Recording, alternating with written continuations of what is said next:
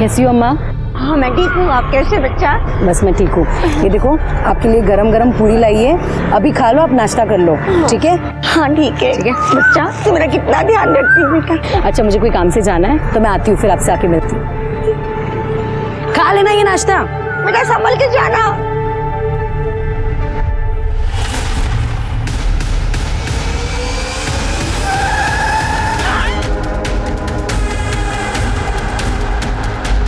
Hello police.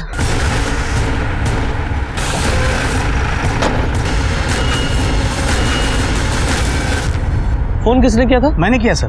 मेरा नाम सत्यदेव राठी है, ये पास वाली बिल्डिंग में रहता हूँ। रोज की तरह मैं काम पे जा रहा था तो मैंने देखा बूढ़ी माँ खून से लथपथ है, इसलिए आपको फोन कर दिया। पहचानते हो इन्हें? हाँ, लाल चौक पे रहने वाले हर कोई इन्हें बूढ़ी माँ बुलाते हैं। कोई खाना देता है तो बदले में दुआ देती है। साहब मैंने भी कई बार उन्हें खाना दिया। सर इसके हाथ पर ये नाम है जानकी, शायद इन्हीं। हाँ हो सकता है सर। और शर्मा जरा आसपास चेक करो, कोई सीसीटीवी कैमरा है क्या? सर जानकी की पोस्टमार्टम रिपोर्ट। उसकी मौत 3 जुलाई की सुबह 7 और 9 बजे के बीच हुई है। मौत का कारण एक्सेसिव ब्लीडिंग है और सर मल्टीपल फ्रैक्चर्स भी हैं। कोई सीसीटीवी? सर वो बाईपास रोड था, वहाँ पे कोई सीसीटीवी कैमरा नहीं मिला। सर जानकी पिछले 6 साल से वही रह रही, लेकिन आसपास के लोगों को उसके बारे में कुछ भी नहीं पता। सब लोग उसे बूढ़ी माँ कहते थे और किसी से उसका कोई बैर नहीं था। सर तो फिर ये रैश ड्राइविंग या ड्रिंक एंड ड्राइव का केस हो सकता है। आजकल लोग सुबह भी पीते हैं। हाँ वो तो है, लेकिन सवाल ये है कि उस समय गाड़ी कौन चला रहा था और वो गाड़ी थी किसकी? हमारा फर्ज बनता है कि जानकी को इंसाफ दिलाए। सर नमस्कार, मैं सोनाली कुलकर्णी क्राइम पेट्रोल 70 के इस नए अध्याय में आपका स्वागत करती हूँ। कानून अंधा होता है, सबसे पहले विक्टिम की शिनाख्त, फिर सबूत और गवाह अपराधी तक पहुँचने का जरिया बनते हैं। इसके बावजूद देश भर में हर साल शिनाख्त न होने की वजह से 40,000 से भी ज्यादा लावारिस लाशों को ठिकाने लगाने की जिम्मेदारी पुलिस के सर पर आ जाती है। लेकिन सवाल ये है कि क्या वे सब मरने वाले गुमनामी होते हैं? क्या सचमुच उनमें से किसी के घर पर उसका इंतजार करने वाला कोई नहीं होता? वो क्यों मरा, उसे किसने मारा? ऐसे मामलों में पुलिस को अक्सर मरने वाले के बारे में कुछ खास पता ही नहीं चल पाता। शुरुआत में ऐसा ही लग रहा था, लेकिन जब इसकी कड़ियां खुलनी शुरू हुई तो एक घिनौना अपराध उजागर हो गया। एक ऐसा अपराध जिससे हर बाप अपनी बेटी को बचा कर रखना चाहेगा।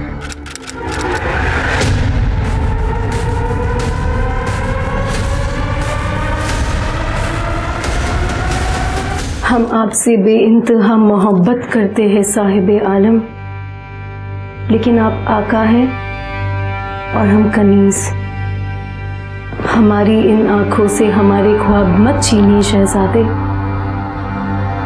हम मर जाएंगे। हो गई नौटंकी? कितनी बार कहा है कि ये सब छोड़ के घर का कामकाज करना सीखो। मेरी अम्मा कहती है कि जब रोटी गोल होगी तभी औरत की जिंदगी सफल होगी। और यहाँ तो नाटक से ही छुट्टी नहीं है, पता नहीं क्या नौटंकी करती रहती है। कपड़े रखो। अरे माँ, जमाना बदल गया है। अच्छा आजकल सिर्फ लड़कियां चूल्हा चौका नहीं कर रही है, देश भी संभाल रही है। तुम तो बेटा ना बस घर संभाल लो, उतना ही बहुत है मेरे लिए। अरे घर क्यों संभालेगी भाई, यार इसी गुड़िया है हमारी, सितारा बन के चमकेगी। आओ इधर। और सितारा अगर चूल्हा चौके के सामने बैठेगा तो काला नहीं पड़ जाएगा? तुम्हारी माँ की तरह। उड़ा लो, खूब मजाक उड़ा लो मेरा। बढ़िया है। जागीरी जल्दी चलो, देर हो जाएगी हमें। हाँ मैं देर से आऊंगी। कुछ करिए, कहाँ जा रही है?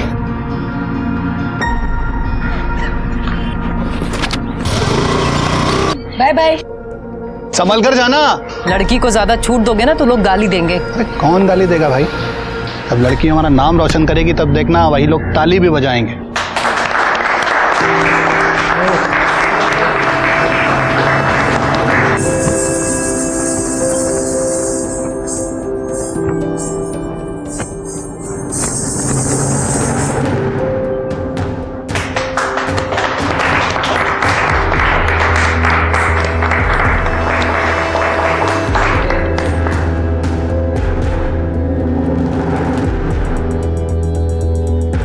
और इस प्रतियोगिता के विजेता है रागिनी शर्मा। और मैं रागिनी जी से अनुरोध करूंगा वो मंच पर आकर अपना पुरस्कार ग्रहण करें।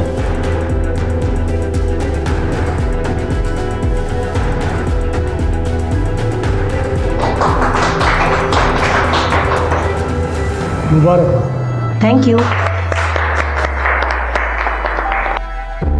रागिनी ने ना सिर्फ ये प्रतियोगिता जीती है बल्कि हम सब लोगों का दिल भी जीता है। इसलिए हमारे फिल्म डायरेक्टर मिस्टर नमन झा ने उन्हें अपनी अगली फिल्म में बतौर हीरोइन लेने का फैसला किया है। हाँ हमारी बिटिया हीरोइन बन गई भाई। नाचो, अरे नाचो। बहुत बढ़िया बेटा, बहुत बढ़िया।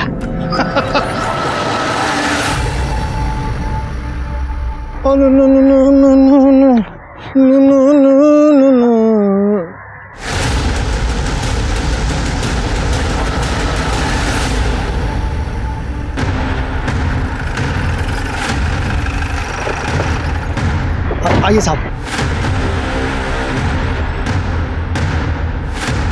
पूजा जरा चेक करो सर।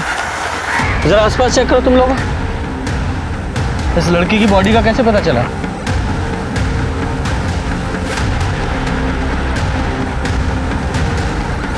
सर शायद 25-26 साल की लड़की होगी। और सर ये देखिए, ये रस्सी का निशान, शायद रस्सी से गला घोट के मारा गया। जबरदस्ती का कोई निशान नहीं है, तो शायद इसके साथ रेप नहीं हुआ होगा। जरा आसपास चेक करो, कोई रस्सी वगैरह मिलती है क्या? सर शर्मा, पर एक बात समझ में नहीं आ रही है, इस जंगल में ये अकेली लड़की करने क्या आई होगी और किससे मिलने आई होगी? सर एक चांस ये है कि इसे कहीं और मारा गया है और बॉडी को यहाँ लाके फेंक दिया। हाँ पॉसिबल तो है। सर एक फोन मिला। फोन तो काफी नया लग रहा है, हो सकता है इस लड़की का हो। इसे लैब में भेजो और चेक करो, देखो क्या मिलता है इसमें। सर पूजा बॉडी को पोस्टमार्टम के लिए भेजो। सर सर जो फोन हमें क्राइम सीन से मिला था उसे टेक्निकल टीम ने अनलॉक कर दिया है। वो फोन उसी लड़की का है। लड़की का नाम रागिनी शर्मा है, शांति नगर में उसका घर है। शांति नगर मतलब क्राइम सीन से 6 किलोमीटर होगा।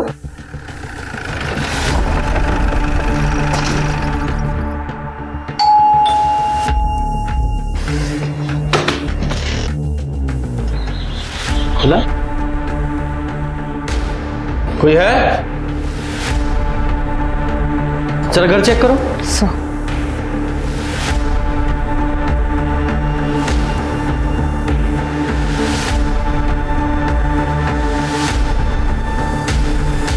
सर कोई नहीं है। सर अंदर कमरे में अलमारी खुली हुई है, सामान यहाँ वहाँ पड़ा हुआ है।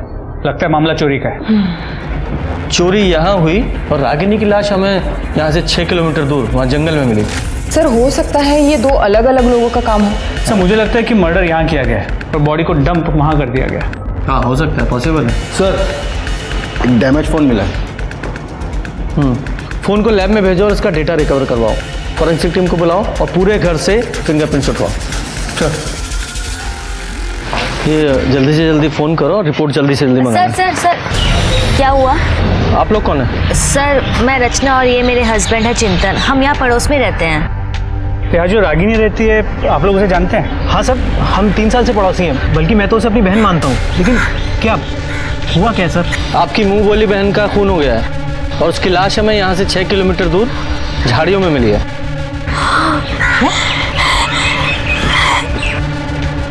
अच्छा एक बात बताइए, आप रागिनी से आखिरी बार कब मिले थे? सर अभी 3 दिन पहले मिले थे। बिना किसी सहारे के तुम अपने पैरों पर खड़ी हो रागिनी, ये हमारे लिए गर्व की बात है। हमें खुशी होगी अगर तुम हमारी पार्टी में महिला विभाग की कार्यकर्ता के रूप में शामिल हो जाओगी। जरूर सरस्वती जी। ये हमारी कार्यकर्ता है सुषमा जी और लता जी, और ये हमारा बेटा लोकेश, और ये हमारी होने वाली बहू अंजलि। हेलो। हाय। और लोकेश की होने वाली पत्नी अंजलि। इनका स्वागत करो। जी मम्मी जी।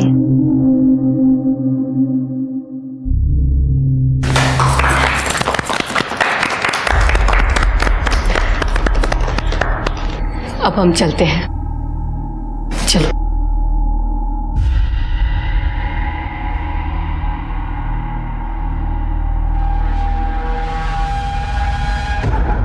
ये सब? ये सरस्वती जी हैं। रागिनी को अपने जन जीवन पार्टी में आने का मौका दे रही हैं। अरे वाह, मुबारक हो।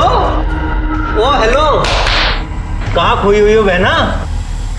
अरे कुछ नहीं, वो मैंने आपको बताया था ना, वो आदमी जिसके पास मेरे 2 लाख रुपए अटके हुए हैं, वो मुझे परेशान कर रहा है, मेरे पैसे ही नहीं दे रहे। रागिनी को किस बात के पैसे लेने थे? सर रागिनी फिल्म इंडस्ट्री में काम करती थी। हाँ। शायद शूटिंग के पैसे होंगे। हाँ, जिस आदमी से पैसे लेने थे उसका नाम पता है? हाँ, बबलू। बबलू। अच्छा, रागिनी के साथ इस घर में और कौन रहता है? कोई नहीं सर, रागिनी अकेली रहती थी। उसकी फैमिली नहीं है? नहीं सर, है, उसके मम्मी पापा हैं, वो गाजियाबाद में ही रहते हैं लेकिन दूसरे घर में। मतलब एक ही शहर में अलग अलग रहते थे? उनकी आपस में कुछ प्रॉब्लम थी क्या? सर हमें नहीं पता सर। ओके ठीक है, उनका एड्रेस पता है? हाँ। पूजा, एड्रेस ले लो। सर। और शर्मा, इस बबलू का पता लगाओ। सर।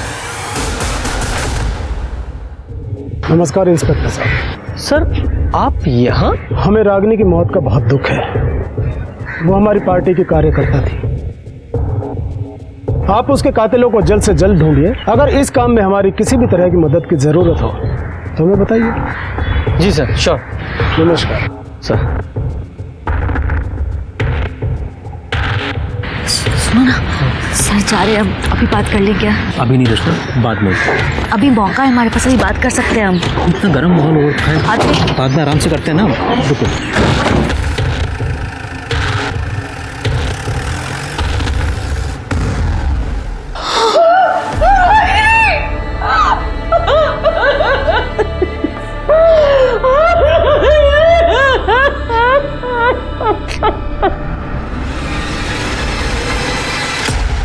आपकी बेटी से आपकी आखिरी बार बात कब हुई थी? 2 साल हो गए सर। 2 साल? इतना लंबा टाइम क्यों? हमारी बेटी रागिनी को बड़ी हीरोइन बनना था सर। उसने केंद्रीय नृत्य मंदिर की अभिनय प्रतियोगिता भी जीती थी सर। प्रथम स्थान हासिल किया था उसने। और उस मंच से डायरेक्टर नमन झा ने तो वादा भी किया था सर कि हमारी बेटी रागिनी को फिल्म में हीरोइन बनाएंगे। सब कुछ था सर, हमारी बेटी का सपना पूरा होने जा रहा था। तो फिर ऐसा क्या हुआ था कि आप लोगों ने अपनी बेटी से सारे रिश्ते नाते ही तोड़ लिए? तो राम से दुनिया की परवाह किए बगैर तुझे तेरे सपने पूरे करने की आजादी दी हमने, और बदले में तूने हमको क्या दिया बेटा? वो ठाकुर हमको बोल रहा था कि कैलाश तुम तो बड़ा आदमी बन गए, तुम्हारी बेटी एक रात का 10,000 रुपया लेती है। मन करता है तुमको जान से मार दे। बाबा, आपने मेरे खातिर इस घर को गिरवी रख दिया था। मैं नहीं चाहती थी कि मेरी वजह से आप लोग के सर से ये छत चली जाए। मुझे जो ठीक लगा मैंने किया बाबा। छत चली जाती बेटा तो कोई बात नहीं, कि जी लेते हम बिना छत के, लेकिन बिना इज्जत के कैसे जिएंगे हम? कर दिया पिंडदान तेरा हमने, हमारे लिए मर चुकी है ये। आपकी बेटी ने समाज में आपकी नाक कटा दी तो आपने उसकी जान ही ले ली। क्या कह रहे हैं सर आप? उसके सपनों में हम भी उसके साथ थे। हम अपनी इकलौती बेटी को कैसे मारेंगे? हमने ऐसा कुछ नहीं किया था सर। ये अलग बात है कि जब से हमने उसे घर से निकाला था उसके बाद हमने उसकी शक्ल नहीं देखी। ठीक है, शक्ल नहीं देखी। अब ये बताइए कि 8 तारीख को आप कहाँ थे? 8 तारीख को हम घर पे ही थे सर। बाहर ज्यादा आना जाना नहीं होता है, तबीयत खराब रहती है आजकल।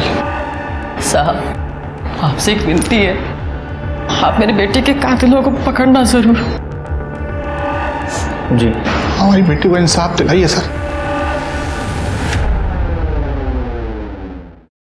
सर, रागिनी के कॉल रिकॉर्ड्स, इसके मुताबिक उसकी सबसे ज्यादा बातें 2 लोगों से होती थी।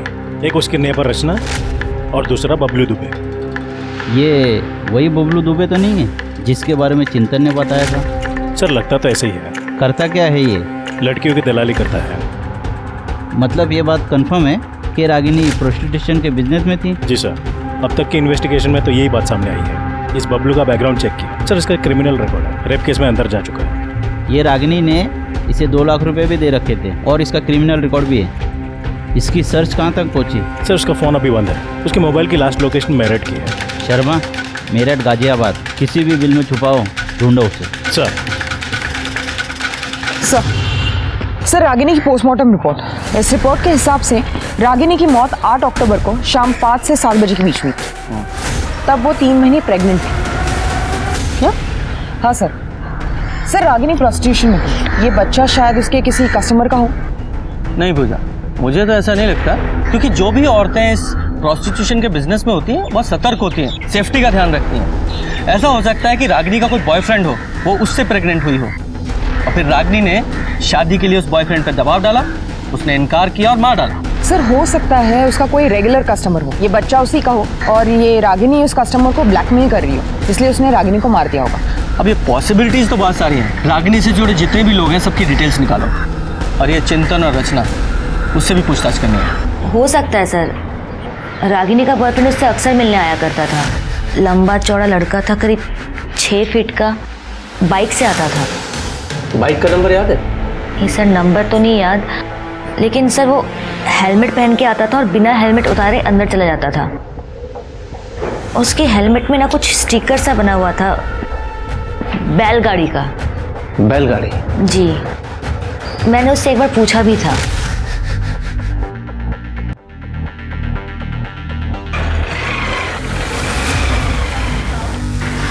रागिनी कौन था ये? भाभी, वो मेरा बॉयफ्रेंड है। क्या नाम है इसका? नाम में क्या रखा है आपको मिलवा ही दूंगी, ना शादी के दिन मिल लेना। ये रागिनी ने लड़के का नाम क्या बताया था? सर, उसने नाम तो कभी बताया नहीं। ठीक है, पूजा अगर कब पूछेंगे? अभी नहीं, बाद में करते ना। अरे कुछ कहना चाहती हो?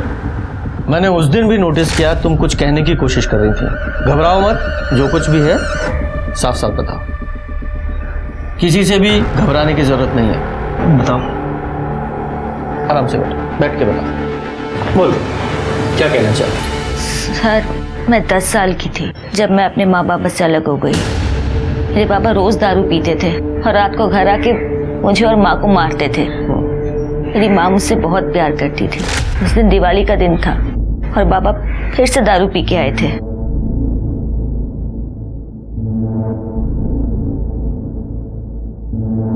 रचना, रचना बेटा, एक काम कर, तू चाचा के घर चली जा और आज रात वहीं रुकना, ठीक है? मैं कल सवेरे तुझे खुद लेने आ जाऊंगी। अक्कल है कि नहीं? उनकी बेटी को यहाँ भेज दिया। मैंने कोई ठेका लेके रखा है क्या सबको खिलाने का? धीरे बोलो, धीरे, बच्चे यहीं पे हैं, सुन लेंगे तो उनपे क्या असर पड़ेगा।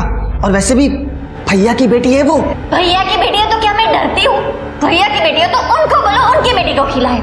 एक तो घर में मिठाई कम आती है, तो मैं अपनी बेटी को खिलाऊं या फिर उनकी बेटी को? हाँ, देखो आज के आज इसको यहाँ से भगा दो, समझे? मैं वहां से निकली और रोते रोते एक टेम्पो में जाके सो गई। जब आँख खुली तो मैं दिल्ली में थी। मैं बहुत डर गई थी। वहाँ मैंने एक आदमी को बोला कि मैं कानपुर से हूँ, तो उसने मुझे एक ट्रेन में बिठा दिया। स्टेशन पहुँची तो मैं पटना में थी। वहाँ एक आदमी मुझे अपने घर ले गया और अपनी फैमिली के साथ मुझे नौकरानी बना के रखने लगा। फिर एक दिन मुझे वहाँ से भी निकाल दिया। वहाँ से निकल के फिर एक NGO में गई। वहाँ मैंने 12th तक पढ़ाई की और ये मुझे वहीं मिले थे। हम लोगों ने शादी कर ली। लेकिन सर, मुझे मेरी माँ की बहुत याद आती है। मुझे ऐसा लगता है कि मेरी माँ मुझे ढूंढ रही है। तो फिर तुमने अपने माँ बाप को ढूंढने की कोशिश क्यों नहीं की? मैडम, मुझे मेरा घर नहीं याद। मुझे बस इतना याद है कि हम कानपुर में रहते थे और हमारा घर स्टेशन के पास था और मेरे बाबा रिक्शा चलाया करते थे। सर, आप मेरी माँ को ढूंढेंगे ना सर? Please sir. हम आपके माँ बाप को ढूंढने की पूरी कोशिश करेंगे। आप बिल्कुल चिंता मत कीजिए, रिलैक्स। पूजा, एक टीम इनकी फैमिली को ढूंढने के लिए लगाओ। जी सर। सर, एक मिनट। हेलो सर, बबलू का पता चल गया है। वो मेरठ में प्लाजा लॉज में रुका हुआ है। सब आपने मुझे मुंह बंद रखने के लिए कहा था, तो पैसों का वजन भी ज्यादा होना चाहिए ना। अब पुलिस मुझे कुत्ते की तरह ढूंढ रही है। अगर मैं पकड़ा गया तो सब कुछ उल्टी कर दूंगा।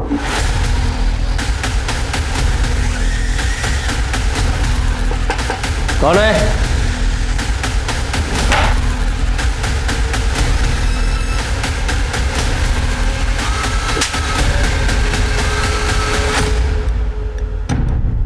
रागिनी को क्यों मारा? साहब मैंने नहीं मारा रागिनी को साहब, मैं क्यों? जिस दिन रागिनी का कत्ल हुआ तूने उसे फोन किया था ना, 2 लाख रुपए तूने देने थे ना उसके, वो रुपए ना देने पड़े इसलिए फोन किया, बुलाकर मार डाला उसे। साहब रागिनी मेरे लिए सोने का अंडा देने वाली मुर्गी थी साहब, हर महीने लाख रुपए कमाता था उससे साहब मैं, उसके मरने का सबसे ज्यादा नुकसान मुझे हुआ है साहब, मैं क्यों मारूंगा उसे? तो फिर उसके पैसे क्यों नहीं लौटाए? कैसे लौटाता साहब? पिछले 8 महीने से वो काम नहीं कर रही थी, अगर वो काम कर रही होती ना तो सूद समेत वापस कर देता पैसा। पिछले 8 महीने से काम नहीं कर रही थी क्यों? साहब हो सकता है किसी लड़के के प्यार में पड़ी हो, हमारी लाइन में होता है साहब ये सब। जो वो पिछले 8 महीने से काम ही नहीं कर रही थी तो तूने फोन क्यों किया उसे? सब रागिनी के लिए कस्टमर की पर्सनल डिमांड आई थी साहब, और पैसे भी अच्छे मिल रहे थे इसलिए फ़ोन करना पड़ा साहब। अरे रागिनी को छोड़ो साहब, मेरे पास एक से एक लड़कियां हैं, उससे भी अच्छी देता हूँ आपको। रागिनी चाहिए, कर सकता है तो बोल। कोशिश करता हूँ साहब, लेकिन पैसे ज़्यादा लगेंगे। हाँ पैसा जितना तू बोले फिर हो जाएगा काम। साहब मुझे मालूम था कि वो मना ही करने वाली है, लेकिन साहब फिर भी मैंने उसे फ़ोन किया। देख बबलू, मैंने पहले ही बोला मैंने काम छोड़ दिया है। अरे एक रात का 2 लाख रुपए दे रहा है। ठीक है हाँ बोल दे, कितने बजे जाना है? सब 5 बजे रागिनी पिकअप पॉइंट पे मिलने वाली थी, वहाँ से वो कस्टमर के साथ आगे जाने वाली थी साहब। रागिनी ने हाँ बोला और मैंने उनकी बुकिंग होटल डीसेंट में करवा दी थी साहब। कस्टमर कौन था? कस्टमर का नाम तो नहीं मालूम साहब, लेकिन नंबर मालूम है साहब। शर्मा इससे नंबर लो उस कस्टमर का, पता लगाओ कौन है वो। सर। और तू ध्यान रखना, फिलहाल तुझे छोड़ रहा हूँ लेकिन तू हमारे रडार पर है। शहर के बाहर एक कदम भी रखा ना तो ऐसा केस लगाऊंगा जिंदगी भर जेल में सड़ेगा तू। आई बात समझ में? ठीक है शर्मा, इस बबलू ने अभी हमें पूरी जानकारी नहीं दी है, जरा उस पर नज़र रखो क्योंकि इसकी एक्टिविटी हमें कातिल तक पहुंचा सकती है। सर। और एक बात, इस बबलू से ना एक रागिनी के जितने भी कस्टमर थे सबकी एक लिस्ट ले लो और सबसे बात करके देखो। और वो डिलाइट होटल जहाँ ये रागिनी अपने कस्टमर के साथ जाती थी वहाँ से CCTV फुटेज मंगाओ और चेक करो कि कौन कौन से ऐसे रेगुलर कस्टमर थे जो उसके साथ वहाँ जाते थे। चेक कर दो। हाँ ना, जरूर। शर्मा, जब भी इस रोड से गुजरता हूँ मुझे वो बुढ़िया माँ थी ना जानकी, उसका हमें उस केस को कोल्ड केस बना के नहीं रखना है। तुमने बताया था ना उस केस का एक चश्मदीद गवाह, वो लड़का जो फील बेचता था, वो तब से गायब है, पता लगाओ कहाँ है वो। सर खबरियों ने बताया कि उसे MG रोड पे देखा गया। MG रोड पे? जरा ढूंढो उसे। सर जो नंबर बबलू ने बताया था वो इसका है। नाम क्या है तुम्हारा? बाकेला चौधरी। 8 तारीख को मेरा मोबाइल चोरी हुआ था सर, और मैंने कंप्लेंट भी लिखाई थी। ठीक है तुम जाओ। सर मैंने होटल डीसेंट में पूछताछ की, 8 तारीख को रागिनी की बुकिंग तो थी लेकिन वो वहाँ पहुँची ही नहीं। CCTV footage. सर ये आदमी देखिए, ये आदमी हर 2 दिन में रागिनी के साथ देखा गया। सर बबलू ने बताया था कि ये कस्टमर हर दूसरे दिन रागिनी के लिए कॉल करता है। सर रागिनी ने काम तो बंद कर दिया था फिर भी ये कॉल करता था। नाम क्या है इसका? आकाश अवस्थी। बुलाओ इसमें। सर। और सुनो, रचना को भी बुलाओ। सर। ये बता रागिनी को क्यों मारा? मैंने? हाँ तूने। पहले तूने उसे प्रेग्नेंट किया, जब उसने शादी के लिए दबाव डाला और बच्चा बनाने के लिए कहा तो मार डाला उसे। मेरा बच्चा? सर माना मैं उससे रेगुलर मिलने जाता था, लेकिन सर मैंने कभी उसे हाथ भी नहीं लगाया। बेवकूफ़ समझता है हमें? सर मैं सच कह रहा हूँ। सर दरअसल मैं दौर का रहने वाला हूँ, इसलिए ना यहाँ कोई दोस्त है ना कोई पहचान वाला, बस एक रागिनी थी जिससे बात करके अच्छा लगता था। अगर आप हमें पसंद नहीं करते हो तो हम यहाँ क्यों आते हैं? तुम हमें पसंद हो रागिनी, बस औरत का ये रूप हमें पसंद नहीं। असल में बात यह है कि तुम मुझ में एक ग्राहक देखती हो और मैं तुम में एक अच्छा दोस्त। एक आप हो और एक कुछ नहीं, जाने दो। तकदीर में शायद यूं ही जीना लिखा है, अब तो मौत भी बिन बुलाए आएगी। रागिनी बहुत परेशान थी सर, कुछ तो बात थी जो उसे खाए जा रही थी, शायद फंस गई थी जिस्म फरोशी के दलदल में। लेकिन हमें पता चला है कि तू उसके घर भी आता जाता था। नहीं सर, मैं कभी उसके घर नहीं गया, मेरे पास तो उसका फ़ोन नंबर तक नहीं है, तो घर का पता मुझे कैसे मालूम होगा? मैं तो हमेशा उसे बबलू के थ्रू ही मिला हूँ। पूजा। हाँ तो मिस्टर आकाश अवस्थी, इस हेलमेट को पहचानते हो? तुम्हारा है ना? नहीं सर। पहनो इसे।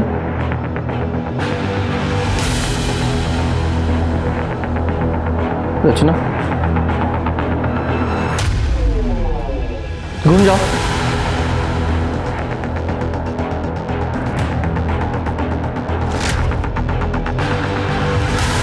वहां तक जाओ और वापस आओ, वापस आओ।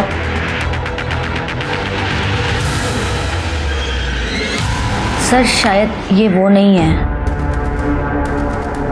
ठीक है, हेलमेट उतार दो। सिंह, लेके जाओ। जी सर। और हाँ, बिना बताए शहर छोड़ के नहीं जाओगे तुम। जी सर। सर मेरी माँ का कुछ पता चला क्या?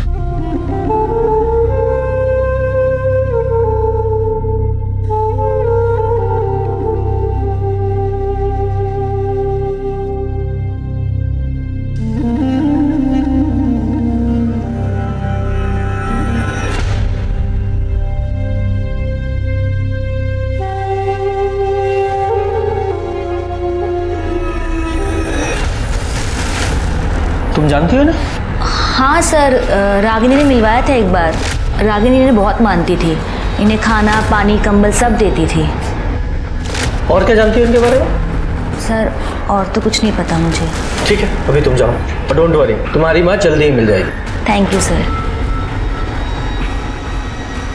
शर्मा, मुझे लगता है कहीं ना कहीं ये दोनों केस आपस में जुड़े हुए हैं। हर मुमकिन कोशिश के बावजूद असली कातिल पुलिस के हाथ नहीं आ रहा था। रागिनी उस बूढ़ी माँ की हर तरह से सेवा करती आई थी, तो क्या जानकी के साथ हुए हादसे की कोई कड़ी रागिनी मर्डर से भी जुड़ी हुई थी? रागिनी के मर्डर के 2 हफ्ते बाद भी हत्यारा पुलिस की गिरफ्त से कोसों दूर था। फिर एक दिन पुलिस के हाथ एक ऐसा पुख्ता सबूत लग गया जो कि इस केस में एक नया मोड़ ले आया। सर, रागिनी के घर से जो फोन मिला था उसका डेटा रिकवर हो गया। ये देखिए।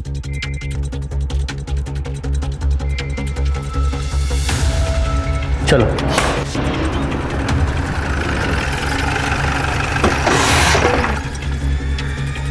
ये देखिए सर।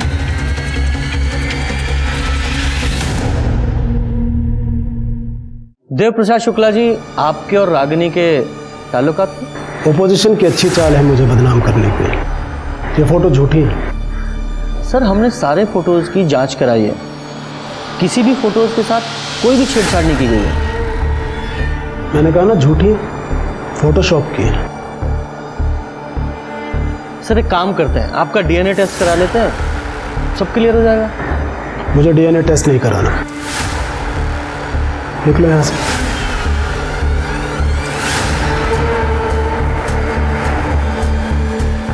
हाँ इंस्पेक्टर, तुमने वो हाथी और चींटी वाली कहानी सुनी है ना? चींटी अपने दायरे में ही रहे तो अच्छी है।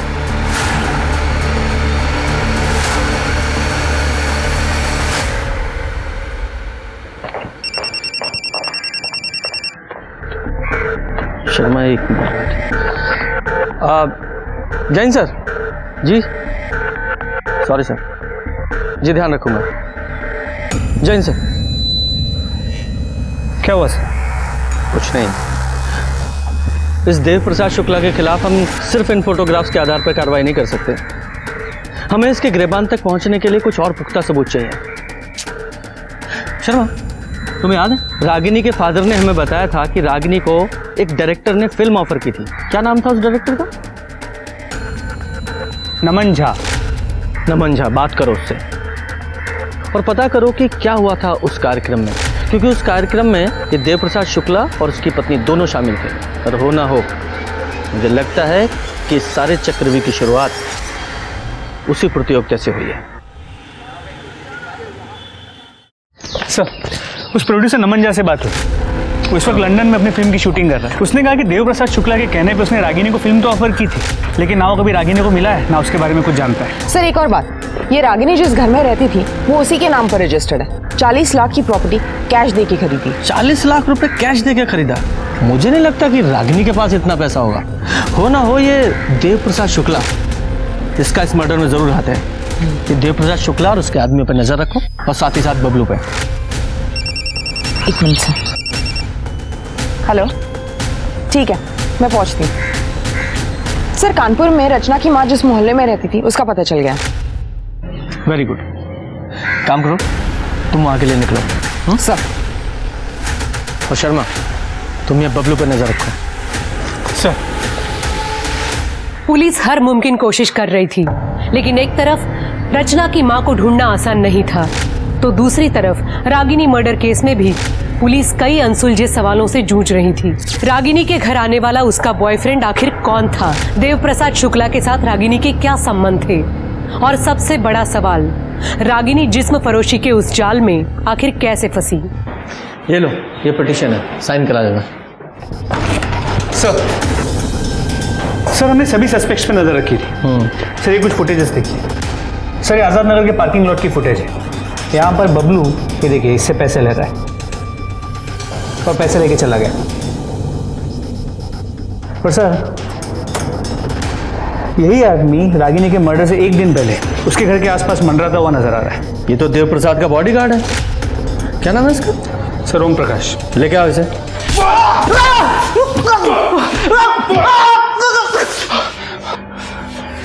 देख, बबलू ने अपने सारे गुनाह कबूल कर लिए और ये भी कबूल किया है कि तूने उसे चुप रहने के लिए पैसे दिए थे। और हम जानते हैं, ये बात अलग है कि वो डायरेक्ट तूने पैसे नहीं दिए थे, किसी और ने दिलवाए थे। और रागिनी के मर्डर से पहले तू उसके घर के आसपास मंडरा रहा था। सीसीटीवी फुटेज है हमारे पास जिसमें तू साफ नजर आ रहा है, और तेरे फोन की लोकेशन और तेरे कॉल रिकॉर्ड्स भी है हमारे पास कि तूने कब कब रागिनी को कॉल किया था। सब दर्ज है हमारे पास। बोल। साहब ये बात सच है कि मैं उसके घर के पास गया, लेकिन साहब आज तक मैंने उसको फोन नहीं किया कभी। मैं जानता हूं कि तूने कभी रागिनी को कॉल नहीं किया, और मैं ये भी जानता हूं कि तेरे फोन से रागिनी को कौन फोन करता था। मैं सिर्फ तेरे मुंह से उसका नाम सुनना चाहता हूं। देख, सरकारी गवाह बन जा या फिर सारी जिंदगी जेल में सड़ना, चॉइस तेरी है।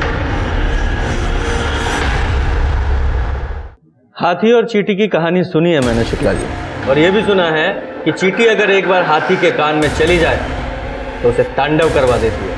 अब मुद्दे की बात शुरू करें। मैंने ही रागिनी को फिल्म दिलाने के लिए नमन से बात की थी। सर, उन्होंने मुझे अपनी फिल्म में हीरोइन बनाने का वादा किया था। उनका एक आदमी सुरेश एक हफ्ते पहले मुझे गाजियाबाद में मिला। अरे मैडम, अगर फसल उगानी है तो बीज तो बोना ही पड़ेगा। 4 लाख रुपए खर्च होंगे, कॉस्ट्यूम का, ऑडिशन का, पोर्टफोलियो का, शोरील का। मैडम बहुत पैसा खर्च होता है, काम निकालने, चाय पानी सब करना पड़ता है। अब जब 4 लाख रुपए इकट्ठे हो जाए ना, मुझे फोन कर देना। पर इतना श्योर है कि काम दिलाने की गारंटी मेरी है। मेरे बाबा ने 4 लाख रुपए ब्याज पे लिए थे और वो सारे रुपए मैंने सुरेश को दे दिए। अब 4 दिन से वो मेरा फोन नहीं उठा रहा है। मुझे समझ में नहीं आ रहा है अब मैं क्या करूं, क्या बोलूं बाबा को।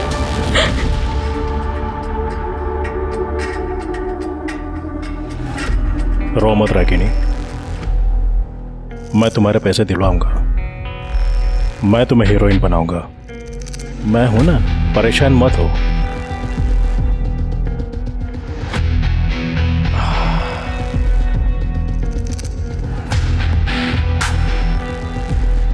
मैं नमन से बात कर लूंगा, तुम्हें तुम्हारे पैसे मिल जाएंगे। बस एक बात याद रखना, मैं तुम्हारे लिए कुछ भी कर सकता हूं। और ये सुरेश कौन है? पता नहीं, शायद सुरेश ने ही नमन के नाम से रागिनी को बेवकूफ बनाया। मैंने उसे ढूंढने की बहुत कोशिश की, लेकिन वो मिला नहीं। फिर मुझे पता चला कि रागिनी प्रोस्टिट्यूशन के बिजनेस में आ गई। एक दिन मैंने उसे कॉल करके कहा कि मैं तुम्हें घर लेकर देता हूँ, तुम्हारा खर्चा उठाता हूँ, तुम्हें धंधा छोड़ दो और मेरे साथ रहो। तो मानो पिछले 6 महीने से मेरे उससे कोई ताल्लुकात नहीं है। मैंने उससे सारे रिश्ते तोड़ दिए थे। तो ऐसा क्यों किया आपने? मन भर गया। अब जब पिछले 6 महीने से मेरे उससे कोई ताल्लुकात ही नहीं है, तो ये बात जाहिर है कि वो कम से कम मुझसे तो प्रेग्नेंट नहीं थी। शुक्ला जी, ये तो डीएनए टेस्ट के बाद ही पता चलेगा कि क्या सच है और क्या झूठ। मैं डीएनए टेस्ट कराने के लिए तैयार हूँ इंस्पेक्टर, लेकिन मेरी आपसे एक रिक्वेस्ट है कि ये बात बाहर ना आए। इलेक्शन सर पर है। ठीक है, उसकी चिंता मत कीजिए। Thank you. इतना तय था कि देव प्रसाद शुक्ला का रागिनी की मौत से जरूर कोई गहरा संबंध था। वो अब इस केस में एक प्राइम सस्पेक्ट बनकर उभरा था। साथ ही पुलिस को ये भी शक था कि जानकी एक्सीडेंट केस और रागिनी मर्डर केस कहीं न कहीं एक दूसरे से जुड़े हो सकते हैं। इसी दिशा में जांच आगे बढ़ाने पर गवाह राजू के रूप में पुलिस के हाथ एक बड़ी सफलता भी लग गई। आज तो सारे फूल भीगे ही नहीं। सर ये राजू। हाँ साहब। राजू बेटा, तुम पहले ये फूल लाल चौक पे बेचा करते थे ना? हाँ साहब, वहाँ कमाई कम होती थी और यहाँ कमाई अच्छी होती है। अच्छा, जब तुम लाल चौक पे फूल बेचा करते थे तुम वहीं थे? हाँ साहब, मैं वही था। रागिनी दीदी बूढ़ी माँ को खाना देकर जैसी निकली, पीछे से एक कार आई और बूढ़ी माँ को उड़ाकर चली गई। सर ये हो सकता है कि वो गाड़ी रागिनी का पीछा कर रही है और गलती से जानकी को टक्कर मारी। हाँ, पॉसिबल तो है। अच्छा राजू बेटा, एक बात बताओ, जब तुम लाल चौक पे थे, उस बुढ़िया को उस गाड़ी ने टक्कर मारी, तो तुमने देखा कि कार कौन चला रहा था? नहीं साहब। उस गाड़ी का कलर, उसकी नंबर प्लेट वगैरह कुछ याद है? नंबर वंबर तो याद नहीं है, लेकिन हाँ, गाड़ी पर बैलगाड़ी छपी हुई थी।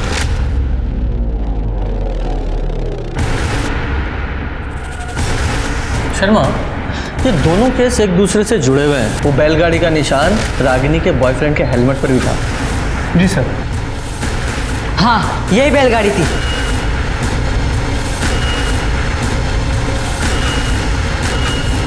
यही बैलगाड़ी थी ऐसी? हाँ साहब, यही बैलगाड़ी छपी थी उस गाड़ी पर। बैठो साहब, पे सीसीटीवी खंगालो, सारा नाकाबंदी करो, कुछ भी करो। I want that car any how. Sir DNA report पढ़ो। सर, रिपोर्ट के हिसाब से देव प्रसाद का डीएनए रागिनी के बच्चे के डीएनए से मैच करता है, लेकिन सिर्फ 25%। मतलब वो देव प्रसाद नहीं है, उसका भाई या बेटा है। लेकिन सर देव प्रसाद का कोई भाई नहीं है। मैं सच कह रहा हूं, मैंने कुछ भी नहीं किया। देख लोकेश कुमार, पुलिस की मार तू सह नहीं पाएगा, इसलिए जो भी है पूरा सच बता, वरना बाद में तेरे हलक में हाथ डाल के निकलवाऊंगा मैं। और तेरे खिलाफ बहुत सारे सबूत हैं हमारे पास। तेरी कार जिससे तूने जानकी को उड़ाया था वो बरामद हो चुकी है। रागिनी के पेट में पल रहे बच्चे का डीएनए टेस्ट कराया हमने, जो तेरे डीएनए से मैच होता है, मतलब तू उसका बाप है। तो ये हेलमेट देख रहा, तेरे घर से बरामद किया हमने, तेरा हेलमेट है ये, जिसे पहनकर तू रागिनी से मिलने जाता था। अब झूठ मत बोलना, क्योंकि गवाह है मेरे पास। और ये बैलगाड़ी का स्टिकर तेरे बाप की पॉलिटिकल पार्टी का पुराना चुनाव चिन्ह है ये बात भी हमें पता है, जो तेरी गाड़ी और हेलमेट दोनों पर है। बताता हूँ सर, सब बताता हूँ। रागिनी मेरे घर आया करती थी पापा से मिलने, तभी मैंने उसे पहली बार देखा। हमारे बीच बातचीत चालू हो गई। वो मुझे अच्छी लगती थी सर।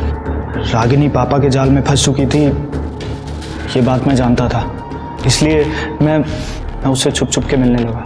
और एक दिन लाल चौक पर रागिनी का पीछा करते करते मैंने गलती से, बाद में जब मुझे पता चला कि रागिनी और पापा के बीच सारे रिश्ते ख़त्म हो चुके हैं, तो हम फिर मिलने लग गए, बातें करने लग गए। हमारे बीच की दूरियां धीरे धीरे कम हो गई, हम और नज़दीक आ गए। लेकिन एक दिन अंजलि ने मुझे और रागिनी को एक साथ देख लिया। उसे हमारे रिश्ते के बारे में पता चल गया। फिर मैंने अंजलि को वादा किया कि मैं रागिनी को अब फिर कभी नहीं मिलूंगा। ये अंजलि कौन है? सर उससे मेरी शादी तय हुई थी और उसके बाद मैंने रागिनी से बात करना बंद कर दिया। फिर एक दिन रागिनी ने बताया कि वो प्रेग्नेंट है। मैं बच्चा नहीं गिराऊंगी। शादी कर रहा है ना तू? मैं भी देखती हूँ उस अंजलि के साथ तू कैसे शादी करता है। शादी तो मैं करूंगा और तू कुछ कर नहीं पाएगी। निकल मेरे घर से, गेट लॉस्ट। रागिनी, अगर ये बात यहाँ से बाहर निकली ना, और जब रागिनी ने अबॉर्शन कराने से इनकार कर दिया और तुझे एक्सपोज करने की धमकी दी, तो मार डाला उसे? नहीं सर, हाँ मैं गुस्से में था, लेकिन मैंने उसको मारा नहीं है सर। सर ये देखिए,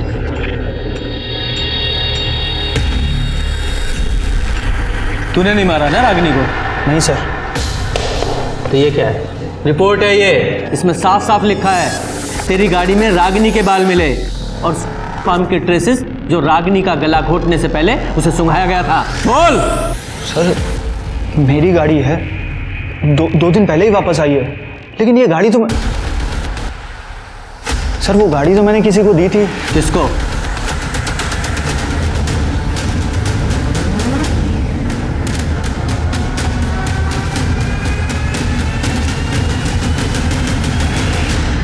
तो मैडम अंजलि, तो शुरू से बताओ, बोलो बोलो।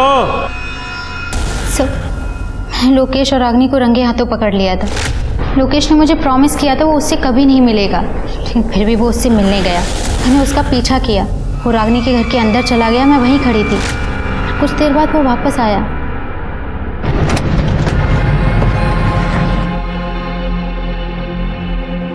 पापा, लोकेश अभी भी रागिनी से मिल रहा है।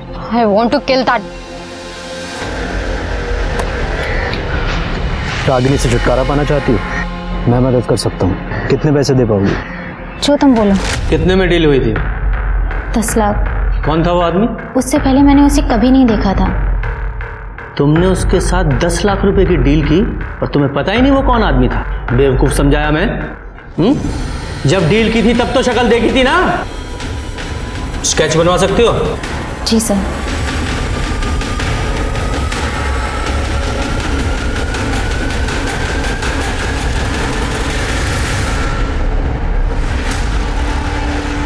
ये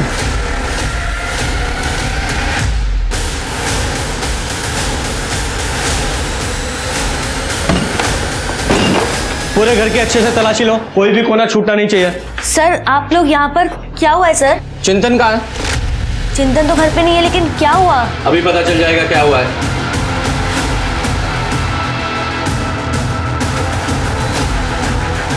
सर, ये कैश मिला है। रखो। ये पैसे किसके हैं? सर, मुझे नहीं पता ये कहाँ से आया। ये ज्वेलरी मिला है। इतनी सारी ज्वेलरी किसकी है? नहीं सर, ये मेरे नहीं है। मैं बताता हूँ किसके हैं। ये गहने रागिनी के हैं। और ये पैसे देख रही हो? ये पैसे रागिनी को मारने की कीमत। तुम्हारे पति चिंतन ने रागिनी को मारने की सुपारी ली थी। सर, आप ये क्या बात कर रहे हैं? कहीं तुम भी तो इसमें शामिल नहीं हो? सर, मुझे इसके बारे में कुछ नहीं पता, मैं सच कह रही हूँ। पकड़ो से।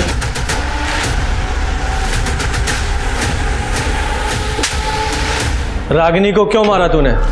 तू तो उसे बहन मानता था ना? सब दिखावा था सर, पैसे नहीं थे मेरे पास। जानती थी वो मेरा मकान बिकने वाला था, ये भी पता था उसको। किस्त चुकाने के पैसे नहीं थे मेरे पास, और जिससे उधार लिया था वो घर तक आ गया था उस दिन। सलीम भाई, मैं आपके पैसे पक्के से लौटा दूंगा, मुझे बस थोड़ी और मोहलत दे दो, बस 1 महीना। और अगर 1 महीने बाद भी पैसे नहीं आए तो ये घर तो बिकेगा ही, इसके साथ साथ तू भी दुनिया से उठ जाएगा। भैया, ये कौन था? इन्होंने उनसे पैसे लिए थे बिजनेस के लिए। बिजनेस तो डूब गया, अब अगर पैसे नहीं लौटा पाए तो जान से मारने की धमकी दे रहे हैं। रागिनी, तेरे पास कुछ पैसे हो तो मैं लौटा दूंगा। भैया, सच में मेरे पास कुछ भी नहीं है। एक से आने वाले थे, लेकिन वो भी अटके पड़े हैं। झूठ बोल रही थी वो। मिनिस्टर शुक्ला साहब के बहुत एहसान थे उस पर। लोकेश का भी उसके घर पे आना जाना था, पैसे तो थे उसके पास। उस दिन जब लोकेश उसके घर पे आया तो मैंने खिड़की से उन दोनों की बातें सुन ली। रागिनी के घर से बाहर निकला और अपनी गाड़ी में बैठकर जैसे ही निकला, मुझे अंजलि की आवाज़ सुनाई दी। वो फ़ोन पर रागिनी को मारने की बात कर रही थी। मुझे पैसा कमाने का जरिया नज़र आया और मैंने जाके अंजलि से बात की। कितने पैसे दे पाओगे? जो तुम बोलो। 10 लाख। उसके बाद सर मैंने एक आदमी का फ़ोन चोरी किया और उसी फ़ोन से बबलू को फ़ोन लगाया और रागिनी को बुक करने के लिए बोला। रागिनी मेरी बताई जगह पर ठीक टाइम पे पहुंच गई। और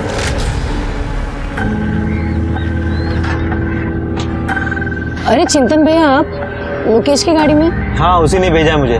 आओ बैठो। ठीक है। मैंने उसके पर्स से उसके घर की चाबी निकाली और उसके घर जाकर अलमारी से सारे गहने और पैसे चुरा लिए। तूने सिर्फ रागिनी का ही कत्ल नहीं किया, बल्कि भाई बहन के रिश्ते का भी कत्ल कर डाला।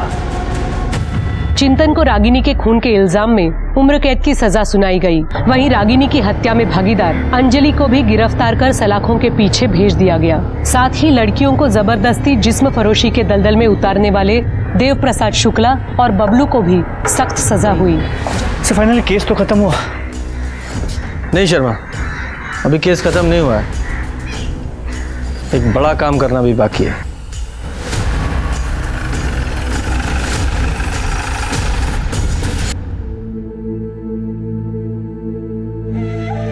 माँ,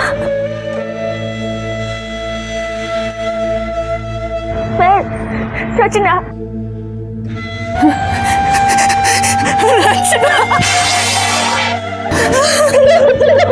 रचना मेरी बच्ची,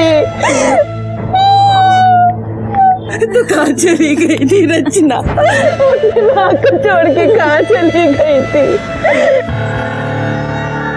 लड़कियों को भी महत्वाकांक्षा और सपनों के पंख लगाकर उड़ान भरने का उतना ही हक है जितना कि लड़कों का। लेकिन समाज में लड़कियों को अब भी उपयोग और उपभोग की वस्तु समझने वालों की कमी नहीं। ऐसे लोग बड़े शातिर तरीकों से मासूम लड़कियों को लुभाने की कोशिश करते रहते हैं। रागिनी के साथ शुक्ला और बबलू ने यही किया। इस मामले में दोषी चिंतन की पत्नी रचना को 20 साल पहले बिछड़ी उसकी मां से मिलाकर मानवता की मिसाल कायम की, जिसके लिए हमारी टीम उन्हें दिल से सलाम करती है। अपनों की बजाय गैरों पर जरूरत से ज्यादा भरोसा कितना खतरनाक साबित हो सकता है, वो रागिनी के केस को देखकर समझा जा सकता है। उसने माँ बाप को छोड़कर जिस चिंतन पर भरोसा किया, उसी ने उसे शर्मसार कर दिया। अपने परिवार में उम्र और अनुभव में बड़े और तजुर्बेकार लोगों की अहमियत को समझें और उनसे सलाह लेने में जरा भी न हिचकिचाएं।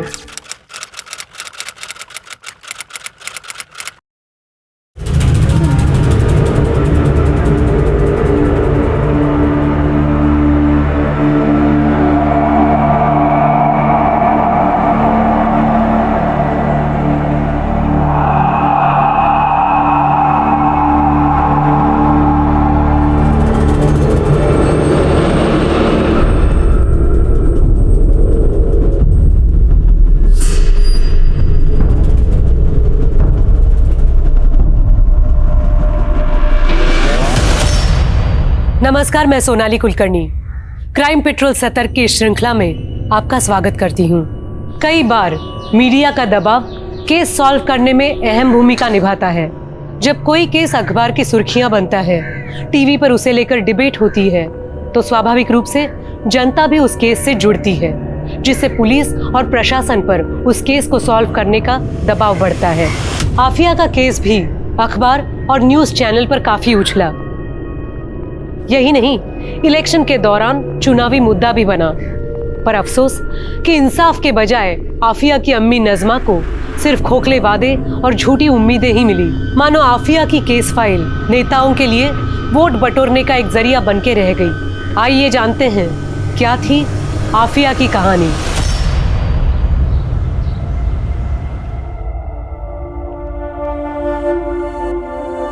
आफिया बेटा, ये ले चाय पी ले। तू फिर वही कर रही है, मना किया है ना तुझे? अम्मी, आप तो जानती हैं ना, वहां लड़कियों के साथ सही बर्ताव नहीं होता, उनके साथ छेड़छाड़ होती है, बराबरी का हक नहीं मिलता। यहाँ तक कि प्रोफेसर्स भी ऐसे देखते हैं जैसे जैसे मानो कह रहे हो कि लड़की है, उतनी काबिल तो नहीं होगी। अरे आफिया, कॉलेज में तो होता ही है ये सब, और सिर्फ कॉलेज ही नहीं, हर जगह होता है। औरत और मर्द का ये फर्क खुदा ने बनाया है। नहीं अम्मी, खुदा ने मर्द और औरत बनाए, फर्क हमारी सोसाइटी ने बनाया। नज़मा, नज़मा, नज़मा दरवाजा खोल। अशफाक, तुम्हें मना किया ना यहाँ आने के लिए? शौहर हूँ तेरा, और ये घर मेरा भी है। आपका नहीं, मेरे अब्बू का। देख, तू तो मेरे मुंह लग मत। क्या चाहिए तुम्हें अशफाक? अरे अपनी बीवी चाहिए। चलो तुम दोनों मेरे साथ। मैंने रजिया को मना लिया है, तुम दोनों अब मेरे साथ मेरे घर पे ही रहोगी। चलो। तुम्हारी दूसरी बीवी और बच्चों के साथ? क्यों? ताकि मेरे पीछे से तुम मेरे इस घर को बेच सको। देखो अशफाक, मैंने कभी तुम्हें अपना शौहर माना ही नहीं है। अरे तेरे मानने से क्या होता है? निकाह हुआ है हमारा। मैं इस निकाह को भी नहीं मानती। चलना पड़ेगा तेरे को मेरे साथ। चल चल चल। छोड़ो मुझे, हाथ छोड़िए मेरी अम्मी का, वरना मैं पुलिस कंप्लेन कर दूंगी। तो तू अब मुझे पुलिस की धमकी देगी? अगर तू मेरे सगी भाई की बेटी ना होती ना, तो कब का काट के दबना चुका होता तुझे। तुम लोग चाहे मानो या ना मानो, लेकिन दुनिया मानती है कि मैं तेरा शौहर हूं और इस आफिया का सौतेला बाप। और 3 बेटियां हैं मेरी, और मैं नहीं चाहता हूं इस आफिया के चाल चलन की वजह से उनके निकाह में दिक्कत आए। संभाल के रख अपनी बेटी को, और इसको कोई हॉस्टल भेजने की जरूरत नहीं है।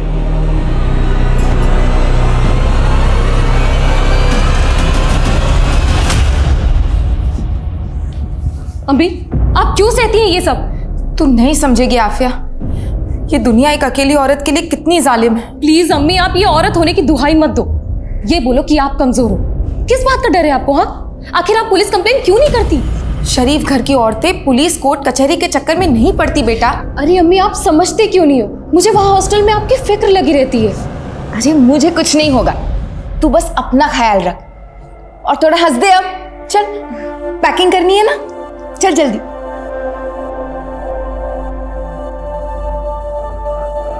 ये ले आफिया, कुछ पैसे रख ले। अम्मी, मैं मैनेज कर लूंगी। एंड आई नो यहाँ पर फैक्ट्री में आपको ज्यादा जरूरत पड़ेगी, और वैसे भी मैं वहाँ ट्यूशन पढ़ाती हूँ ना, उसके पैसे आने वाले, टेंशन मत लो। बहुत सयानी हो गई है तू, लेकिन मैं भी तेरी अम्मी हूँ, चुपचाप रख ले। और आफिया, ये देखना जरा, ये डॉक्टर है, बहुत पैसे कमाता है। अम्मी, आप तो चाहती थी ना कि मेरा निकाह ना हो अभी। आप चाहती थी कि मैं पढ़ाई करूं। तेरी इस अम्मी ने बहुत गलतियां की हैं, और मैं नहीं चाहती इन गलतियों का असर तेरी जिंदगी पर पड़े। तू बस निकाह कर ले, इससे मेरे कलेजे को सुकून मिलेगा। अम्मी, मैं निकाह करूंगी, जरूर करूंगी, लेकिन किसी के डर से नहीं, अपनी मर्जी से, अपनी खुशी से।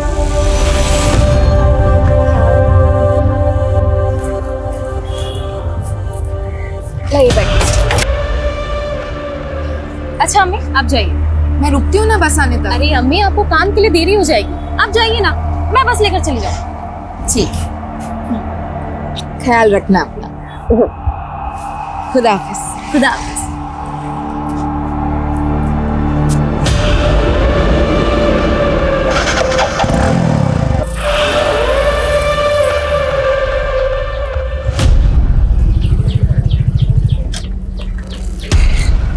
आफिया, क्या बिना मिलाई जा रही हो?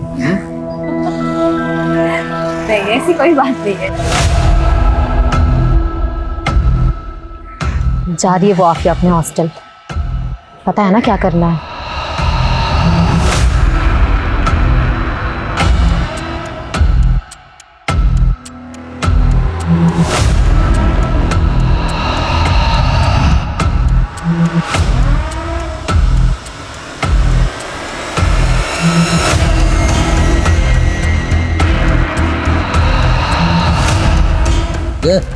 एक चाय देना।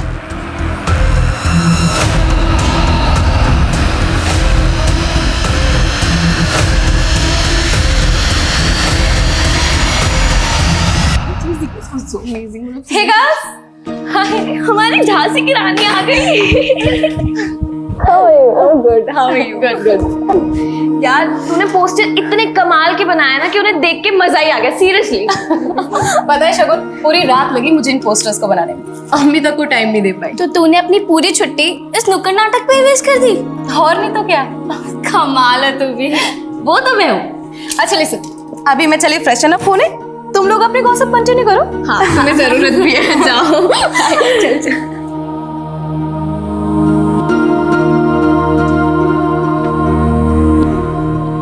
भैया, आज आप सभी की चाय मेरी तरफ से, लेकिन आप लोगों को भी प्रॉमिस करना होगा कि आप लोग हमारा नुक्कड़ नाटक वहां पर देखेंगे। ओके, लीजिए भैया, पैसे काटिए। हमें चाहिए आजादी, बुरी नजर से आजादी, गंदी सोच से आजादी, रोड रोमियो से आजादी, से आजादी, बुरी नजर से आजादी। बंद करो ये सब, क्या चल रहा है? तो गर्ल्स हॉस्टल ने ऐसे ही मोहल्ले का माहौल खराब कर रखा है, और तुम लोग सड़क पर उतर के प्रदर्शन नहीं कर रही हो।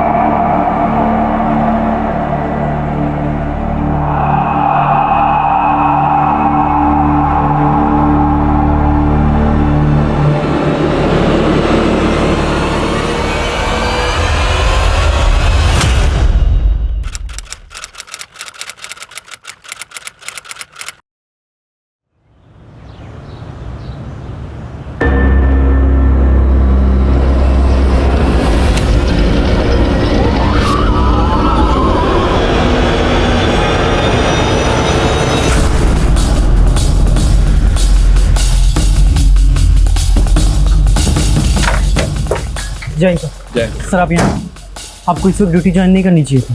विनय, ड्यूटी फर्स्ट। काम है तो करना पड़ेगा ना। सर कॉलेज की छुट्टियां चल रही थी, इसीलिए सभी लड़कियां अपने अपने घर गई हुई थी। आफिया और 4-5 लड़कियां और अभी परसों ही अपने घर से हॉस्टल लौटी सर। ये रही सर। अच्छा, आफिया के रूम में 2 बेड्स और हैं, उसकी रूममेट्स कौन है? सर मैं और तनु, लेकिन तनु अभी तक घर से वापस नहीं आई है सर। आफिया को इतनी हैवानियत से, इतनी बेरहमी से किसी ने मार दिया और आपको कुछ पता ही नहीं चला? एक्चुअली कल रात को मैं अपने कमरे में नहीं थी, हम सब लोग कल गीतिका के रूम में थे। क्योंकि इसकी दोनों रूममेट नहीं आई थी तो हम लोग इसी के रूम में सो गए थे सर। हाँ सर, ये सब मेरे ही रूम में थे। लेकिन आफिया तो आपके रूम में नहीं, क्यों? कोई अनबन थी उसके साथ? नहीं नहीं सर, वो तो हम सबकी बहुत अच्छी दोस्त थी। मैंने कल उसे बोला भी था कि तू भी हमारे साथ चल, लेकिन उसने कहा कि उसे पढ़ाई करनी है। तू अभी तक पढ़ रही है, चलना गीतिका के रूम में। अरे मोहतरमा जी, ऑलरेडी घर पे कितना टाइम वेस्ट हो गया। अगर अभी पढ़ाई नहीं की ना तो मैं पक्का फेल हो जाऊंगी। तू जा, चलना प्लीज। जा मेरी माँ। अच्छा ठीक है, बाय। आफिया की लाश को सबसे पहले किसने देखा था? सर मैंने ही देखा था। सुबह मैं अपने कमरे में आ रही थी तो मैंने आफिया का किसी के साथ कोई अफेयर था? कोई ब्रेकअप हुआ था उसका? नहीं नहीं सर, जहाँ तक मैं आफिया को जानती हूँ ऐसा कोई भी नहीं था। हो सकता है कोई ऐसा हो जो उसे पसंद करता हो, कोई डिटेल लवर टाइप। नहीं सर, ऐसा कोई भी नहीं था। लेकिन सर इस हॉस्टल के बाहर के लड़कों से आफिया की कुछ प्रॉब्लम चल रही थी और कल भी कुछ हुआ था। हाँ सर, कल दोपहर को हम सब बाहर नुक्कड़ नाटक कर रहे थे, तभी आफिया की वहाँ कुछ लड़कों से लड़ाई हो गई थी। और ये क्या आजादी आजादी का नारा लगा रखा है? और कितनी आजादी चाहिए तुम्हें? आजाद तो मैं हूँ, लेकिन अब मुझे पूरी औरत जाति की आजादी चाहिए। हमें इज्जत चाहिए, बराबरी का हक चाहिए और हमें हमारे तरीके से जीने का अधिकार चाहिए। लेकिन ये बहुत बड़ी बात है, तुम जैसे लोगों को समझ में नहीं आई। चलो गर्ल्स। रुकना, कहाँ जा गई? अभी मेरी बात खत्म नहीं हुई है। आइंदा किसी भी लड़की को उसकी मर्जी के बगैर हाथ मत लगाना। मुझे थप्पड़ मारा तूने? तेरी तो भाई, छोड़ मुझे। छोड़ूंगा नहीं तुझे, सबके सामने नंगा करके रखूंगा। छोड़ूंगा नहीं तुझे मैं। गलती मेरी ही है सर। इन लोगों ने तो कहा था कि पुलिस में कंप्लेंट करते हैं, लेकिन मुझे लगा बाहर के लड़कों से कोई सीरियस प्रॉब्लम हो गई और पुलिस इन्वॉल्व हुई तो लड़कियों पर खतरा बढ़ जाएगा सर। लेकिन सर मैंने ये नहीं सोचा था कि मेरे चुप रहने से ये सब हो जाएगा। आपके हॉस्टल में और कौन कौन मेल है? बस एक गार्ड मेल है और यहाँ तो कुक भी फीमेल है। आफिया का रूम यहाँ 3rd फ्लोर पे है और इस 3rd फ्लोर पे आने के लिए सिर्फ एक ही रास्ता है, ये सीढ़ियों से। एक काम करो, उस सिक्योरिटी गार्ड को भी अपनी कस्टडी में लो और वो लड़के जिनके साथ आफिया का झगड़ा हुआ था। Okay sir.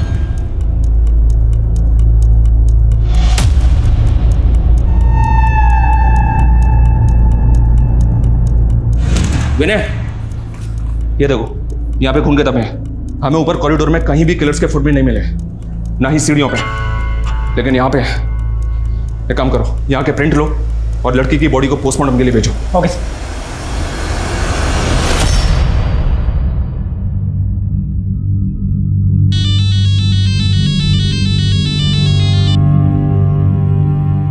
मना किया था ना मैंने कि आफिया को हॉस्टल मत भेजना, तूने उसे फिर से हॉस्टल भेज दिया। मर गई वो, अब चैन मिल गया तुझको।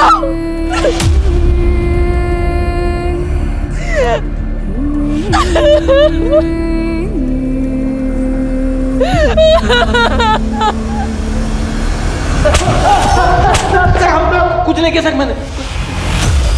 तुम दोनों का झगड़ा हुआ था ना आफिया के साथ, उसे नंगा करके घुमाने की धमकी दी थी ना तुमने? नंगा करके मैंने बस गुस्से में बोल दिया था सर, बस गुस्से में बोल दिया था। वो फालतू की नारेबाजी कर रही थी बहुत। बड़े समाज सुधारक बनते हो ना तुम दोनों, हाँ? विनय, इन दोनों समाज सुधारकों की अच्छी तरह से खाल खींचो, तोड़ो इन दोनों को। कुछ नहीं किया सर हमने।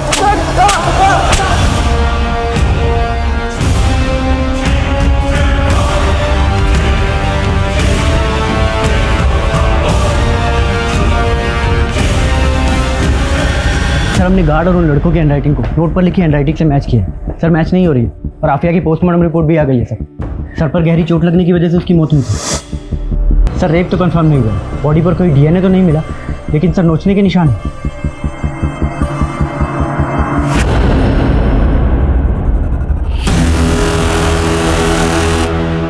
आफिया की मौत का सच उजागर करो, उजागर करो, उजागर करो। आफिया के कातिलों को सजा दिलाओ, सजा दिलाओ, सजा दिलाओ। पुलिस प्रशासन की मर्जी नहीं चलेगी। नहीं चलेगी, नहीं चलेगी। पुलिस प्रशासन, हाय हाय। पुलिस प्रशासन, हाय हाय। आफिया का केस वक्त वक्त पर चर्चा में आता रहा, लेकिन सिर्फ अल्पसंख्यक को लुभाने के लिए एक चुनावी मुद्दा बनकर। सही मायनों में केस में कोई खास प्रोग्रेस हुआ ही नहीं। नेता आफिया को न्याय दिलाने के बड़े बड़े दावे करते, आश्वासन देते, अफसोस जताते, लेकिन जमीनी स्तर पर हकीकत यही रही कि आफिया का केस कोर्ट केसेस की ढेर में पड़ा धूल खा रहा था। पर ढेरों नाकामियों के बाद भी आफिया की मां मायूस नहीं हुई, डटी रही और आखिरकार उसका सब्र रंग लाया। हमारी पार्टी माइनॉरिटीज के वेलफेयर के लिए काम करती है, यही एजेंडा है हमारा, इसलिए हमारी इस बच्ची को न्याय मिलना ही चाहिए। सर, आफिया के केस की चार्जशीट दायर हो चुकी है। वो सब मुझे कुछ नहीं मालूम, कैसे भी हो इस केस को रीओपन करवाइए। मैं तो कहता हूं कि इस केस को आप क्राइम ब्रांच को सौंप दीजिए।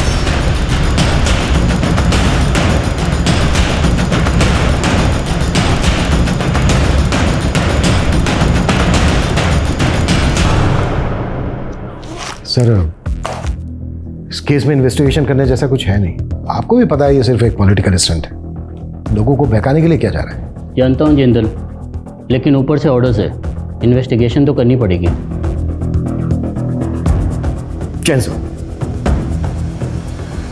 सर, ये केस ऑलमोस्ट सॉल्व हो गया है, चार्जशीट भी दायर हो चुकी है और आप कह रहे हैं कि इन्वेस्टिगेशन फिर से क्राइम ब्रांच करेगा।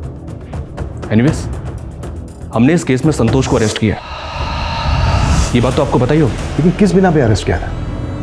ना तो संतोष की मां मानने को तैयार है, ना आफिया की मां मानने को तैयार है। मीडिया 50 सवाल ऊपर से खड़े कर रहा है कि जो आदमी ठीक से चल फिर नहीं सकता वो गर्ल्स हॉस्टल के 3rd फ्लोर पर बालकनी से कैसे जा सकता है?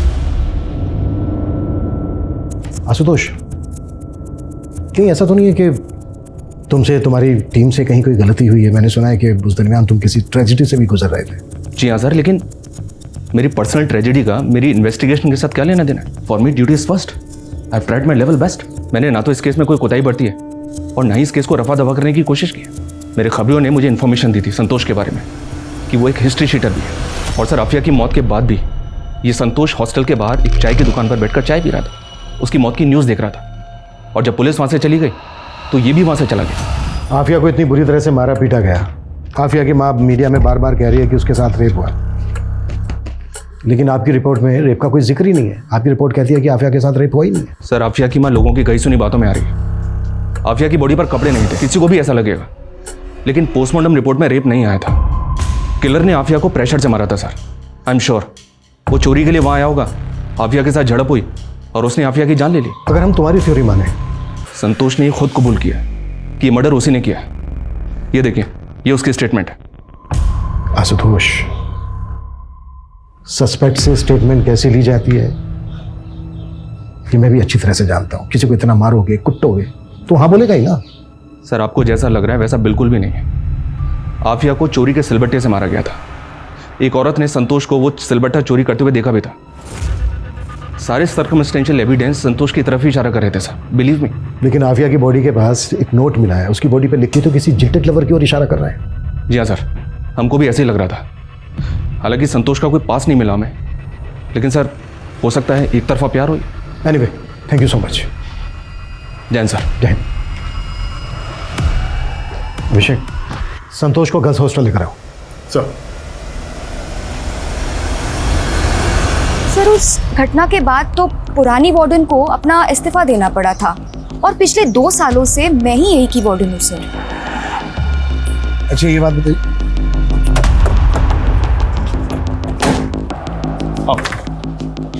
सर, ये संतोष है। साहब, मैंने कुछ नहीं किया है साहब। तू स्टेटमेंट दे चुका है अपना पहले ही। साहब, उन लोगों ने बहुत मारा था साहब। सच बोल रहा हूँ साहब, मैंने कुछ नहीं किया। ठीक है, रोना बंद करो। इधर आ।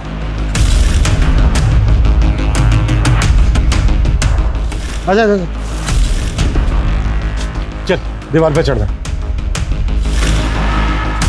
चल चल।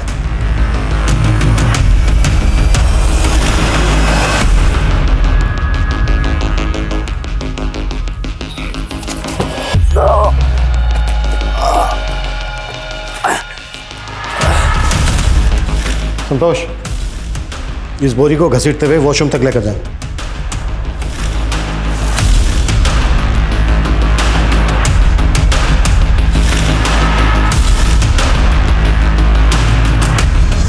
सर आपने जो पता करने के लिए बोला था वो एक सॉफ्ट पोर्न वेब सीरीज है।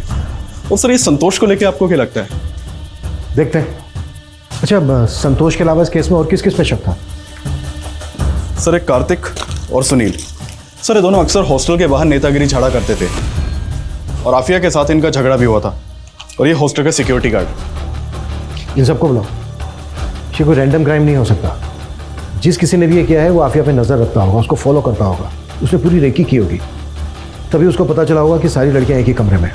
इस केस से जितने लोग भी जुड़े हैं सबको बुलाओ। सर 2 साल पुरानी बात के लिए आपने मुझे यहाँ क्यों बुलाया? मेरे हस्बैंड और मेरे इन-लॉज को ये सब बिल्कुल नहीं पसंद। 2 साल पहले तुम्हारी रूममेट की जान गई। हमें पता चला है कि वो तुम्हारी बहुत अच्छी दोस्त भी थी। आई एम श्योर तुम भी यही चाहती होगी कि तुम्हारी दोस्त को इंसाफ मिले। हम बस तुमसे ये जानना चाहते हैं कि उस दिन किस किस वक्त पर क्या क्या हुआ था। मैं आपको एग्जैक्ट टाइम तो नहीं बता सकती, लेकिन उस दिन क्या क्या हुआ मैं वो बता सकती हूँ। एक दिन पहले ही आफिया नागपुर से पुणे आई थी। सर हम लोग अगले दिन कॉलेज गए। हॉस्टल के बाहर हम लोगों ने नुक्कड़ नाटक किया। वहाँ हमारा 2 लड़कों से झगड़ा हो गया था, जो हम पहले ही बता चुके हैं। सर हम उसी रात गीतिका के रूम में चले गए थे पार्टी करने के लिए। हमारी आंख लग गई और हम वहीं सो गए। सर क्या बताऊं क्या हुआ था। 2 साल बीत चुके हैं इस बात को, और सच कहूं तो मुझे भी कुछ अच्छे से याद नहीं। तुम लोगों ने किसी तरह की कोई आवाज़ सुनी थी उस दिन? नहीं सर, एक्चुअली उस दिन हॉस्टल के आसपास कोई फंक्शन था तो बहुत शोर था, इसलिए कुछ सुनाई नहीं दिया। सर वार्डन किरण शर्मा यहाँ से जॉब छोड़ के दिल्ली शिफ्ट हो चुकी है। मैंने उसे बुला लिया है। और वो दोनों लड़के अंकित और सुनील, उनका क्या हुआ? सर वो दोनों भी पुणे छोड़कर जा चुके हैं। मैंने उन्हें भी इन्फॉर्म किया है।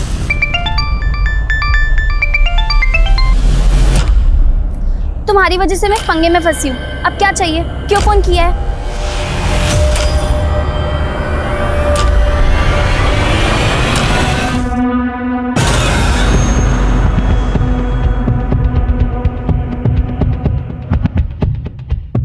अभिषेक, इंस्पेक्टर आशुतोष को बुलाओ। सर। क्राइम स्पॉट या हॉस्टल के कॉरिडोर में कहीं पर भी फुटप्रिंट नहीं मिले। Right sir. लेकिन स्टेयर्स के पास मिले। इतना तो साफ है कि किलर के जूतों पर आफिया का खून लगा हुआ था। उस हिसाब से तो कॉरिडोर में भी मिलने चाहिए थे। जी हाँ सर, हमको भी ऐसे लगा था। फिर हमने सोचा कि शायद किलर ने वहां से निकलने से पहले पहुंचते होंगे। अपने शूज पर ये ब्लेड लगाओ।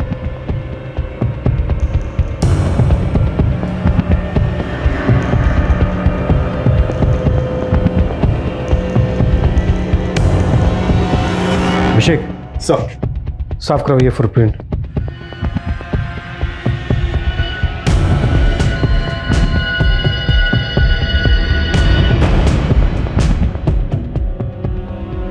किलर ने अगर खुद अपने फुटप्रिंट साफ किए होते तो हल्के से रह जाते। जैसे कि देखो ये रह गए। किलर के पास इतना टाइम तो होगा नहीं कि वो अच्छे से साफ कर सके। इसका मतलब यह है कि किलर के जाने के बाद किसी और ने उसके फुटप्रिंट साफ किए हैं। आई एम श्योर इस केस में कम से कम 2 लोग इन्वॉल्व हैं, शायद एक बाहर वाला और एक अंदर वाला। अभिषेक, अपनी टीम के कुछ लोगों को बोलो कि हॉस्टल के बाहर अंडर कवर होकर रहें। हॉस्टल में क्या क्या होता है पूरी जानकारी इकट्ठा करें, और इस केस से जुड़े सभी लोगों के कॉल रिकॉर्ड्स, लोकेशंस और बाकी की डिटेल्स चाहिए मुझे। Right sir.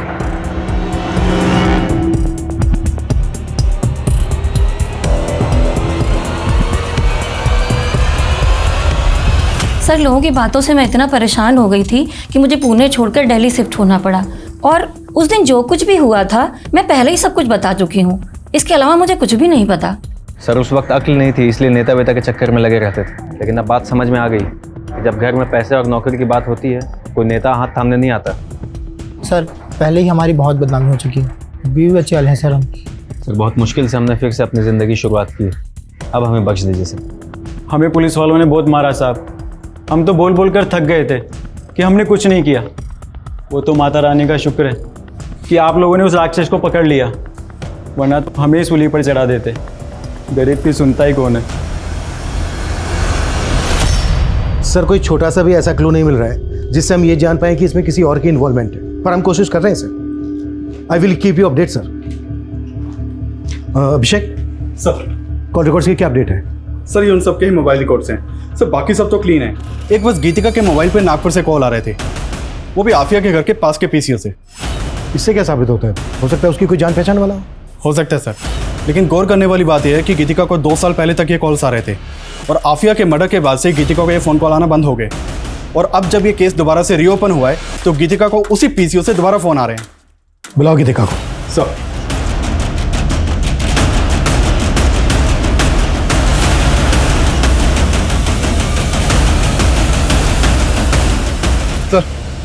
सर कुछ तो गड़बड़ लग रही है। सर गीतिका को बुलाने के लिए एक टीम उसके रेंटेड घर पे भेजी थी, तो नेबर से पता चला कि वो तो घर छोड़ के जा चुकी है। तो आपका शक सही था कि हो ना हो इस केस में 2 लोग शामिल हो सकते हैं और कहीं ना कहीं ये दूसरी शख्स गीतिका ही हो सकती है। ये भी तो हो सकता है ये केस रेप केस हो ही नहीं, इसमें दुश्मनी का एंगल हो, किसने दुश्मनी निकाली हो आफिया के साथ। पुलिस को गुमराह करने के लिए क्राइम सीन को इस तरह से सजाया गया कि जिल्टेड लवर और रेप एंड मर्डर का केस लगे। अभिषेक पता करो कि गीतिका इस वक्त कहाँ पर है और नागपुर से गीतिका को फोन कौन कर रहा था। आफिया की माँ से भी पूछताछ करो, शायद वहां से कुछ पता चले। सर। गीतिका? नहीं, मैंने गीतिका को कभी फोन नहीं किया, मैं तो उसे अच्छे से जानती भी नहीं हूँ। देखिए कॉल्स तो आपके एरिया से आते थे, उसका कोई दोस्त या कोई जानने वाला? मैं किसी को नहीं जानती। ठीक है।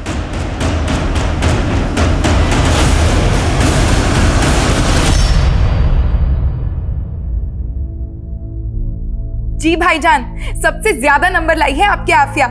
अखबार के दूसरे पन्ने पर उसका फोटो भी छपा है। हाँ, आगे जैसा आफिया चाहे। खुदा हाफिज। ये क्या अम्मी, आप अभी तक फोन पर लगे हो? अरे तूने खबर ही इतनी अच्छी दी है कि रिश्तेदारों तो क्या पूरी दुनिया को बताना चाहती हूँ कि आफिया मेरी बेटी लाखों में और मेरी अम्मी करोड़ों में। देखना अम्मी, ये तो शुरुआत है, धीरे धीरे मैं इतना नाम कमाऊंगी ना कि आपको वर्ल्ड फेमस कर दूंगी।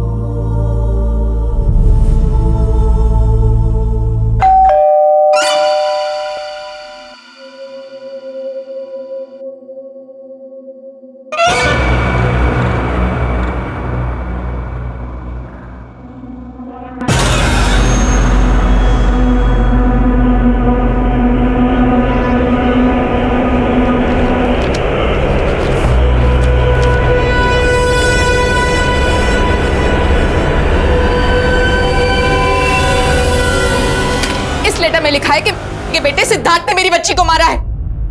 अब समझ आया, आपने संतोष जैसे आदमी को केस में फंसाया ताकि केस को रफा दफा कर सके।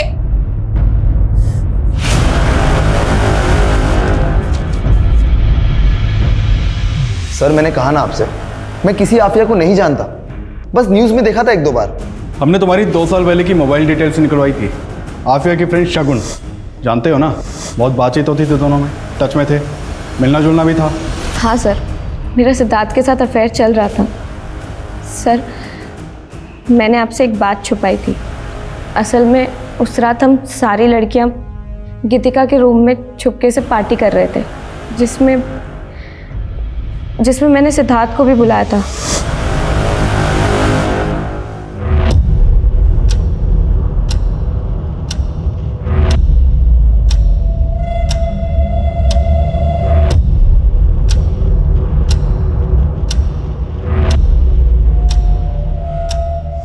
हाँ सर, मैं वहाँ पर गया था, लेकिन 1 घंटे में वापस आ गया। उसके बाद वहाँ पर क्या हुआ मुझे कुछ नहीं पता सर। सर सिद्धार्थ झूठ बोल रहा है। हम लोग तो बीच पार्टी से ही निकल गए थे और निकलकर हम लोग दूसरे कमरे में चले गए थे। सर सिद्धार्थ वहाँ से गुस्से में निकला था और मैं रोते रोते उसी कमरे में सो गई। सर मैंने अगले दिन देखा तो आफिया की मौत हो चुकी थी। सर मैं दावे से कह रही हूँ, आफिया को सिद्धार्थ नहीं मारा है। वजह? सिद्धार्थ आफिया को क्यों मारेगा? लड़कियों के शरीर के साथ खिलवाड़ करना शौक है उसका। हाँ, लेकिन आफिया के साथ तो रेप हुआ ही नहीं। सर आफिया के साथ रेप हुआ था, उसे देख के साफ साफ पता चल रहा था कि उसका रेप हुआ था, लेकिन सर पुलिस वालों ने ये बात दबा दी थी। उस वक्त सब लोग यही बात कर रहे थे। बहुत प्रेशर बढ़ रहा है जिंदल, जो करना है जल्दी करो। सर अपने खबरियों को बोलो कि वो सिद्धार्थ पे नजर रखे और साथ ही शगुन पे भी। सर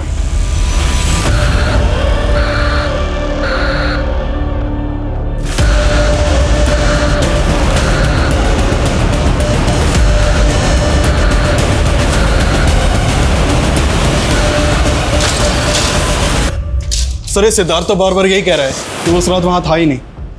नेता का बेटा है, इतनी आसानी से थोड़ी ना टूटेगा। नज़र रखो इस पर। इस केस में बार बार यही बात उठ रही है कि रेप हुआ था, रेप नहीं हुआ था, रेप हुआ था, रेप नहीं हुआ था। एक काम करो, जिस डॉक्टर ने पोस्टमार्टम किया था उससे मिलो। सर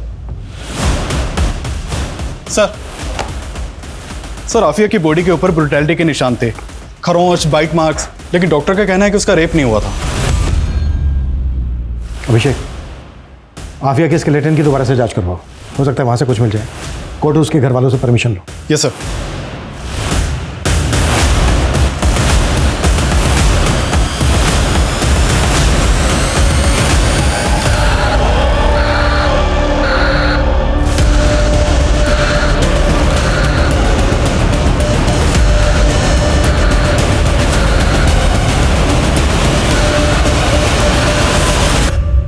सर एक और बात पता चली है, आफिया के मर्डर के करीब 8 महीने पहले उसने एक वीडियो पोस्ट किया था जो काफ़ी वायरल हुआ था।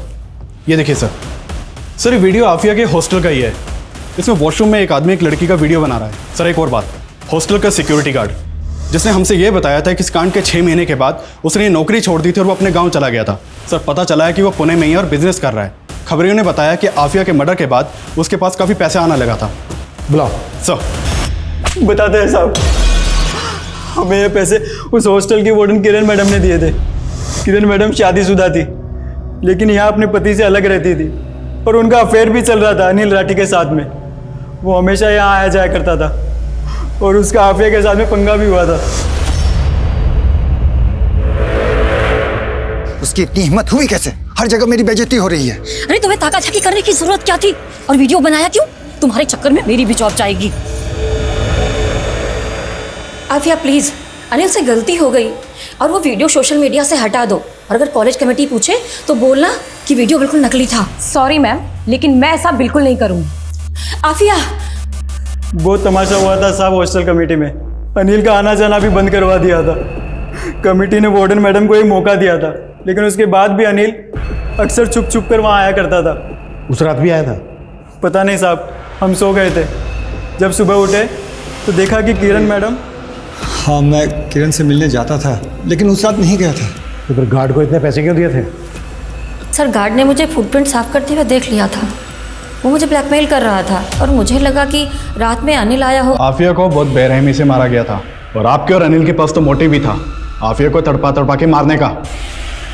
सर सच में मैंने कुछ नहीं किया। लेकिन किरण का तो कहना है कि ये सारा किया धरा तेरा ही है। नहीं नहीं, उसे कुछ गलतफहमी हुई थी। मैंने ऐसा कुछ नहीं किया सर। अनिल ने तो एक्सेप्ट कर लिया है कि उसने आफिया को मारा था। क्या? सर मुझे उस समय लगा भी था, लेकिन अनिल ने मुझे यकीन दिला दिया कि आफिया के खून से उसका कोई लेना देना नहीं है। या तो इस अनिल ने वाकई में कुछ नहीं किया है, या फिर ये दोनों बहुत अच्छी एक्टिंग कर रहे हैं। सर नागपुर से शकील का फोन है। हेलो, ठीक है, मैं चेक करता हूँ। सर शकील बता रहा है कि जिस पीसीओ से गीतिका को फ़ोन किया जाता था उसके पास एक सीसीटीवी मिला है। उसने उन कॉल के टाइमिंग को सीसीटीवी की फुटेज के टाइमिंग से मैच किया तो उसमें एक औरत दिखाई दी है। सर शकील ने उसका वीडियो भेजा है, ये देखिए फुटेज। तुरंत नागपुर के लिए निकलो, पता करो ये औरत कौन है और इस औरत की फ़ोटो आफिया की माँ नज़मा को भी दिखाओ। सर।